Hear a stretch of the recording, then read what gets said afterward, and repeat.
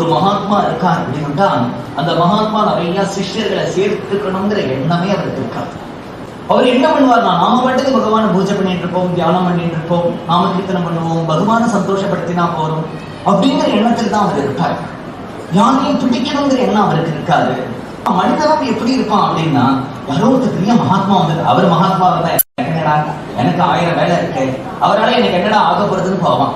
இவனோ அவர்கிட்ட வரக்கூடாதுன்னு இருக்கான், அவரோ யாரையும் சேர்த்துக்க கூடாதுன்னு இருக்கார். இப்படி இருந்தபோது நடந்துடுறதுன்றதுக்கு என்ன காரணம்னா, இந்த ஜென்மத்துல அவனுக்கு மோட்சம் கொடுக்கணும்னு ஆசைப்பட்டதுனாலே பகவான் அந்த ஜீவனை உத்தம குருட்ட கொண்டு போய் சேர்க்கிறான். அப்படிங்கிறதுனாலே இது நாமா எடுக்கிற ஒரு முயற்சி இல்லை, நாமா வர விஷயம் இல்லை, அந்த நாமாவா நம்ம பண்ணக்கூடிய விஷயமா இருக்கிறதுனால நாம அத்தனை பேரும் நாம கீர்த்தனம் பண்ணி பகவானுடைய பரிபூர்ண கிருபைக்கு பாத்திரமாகவும்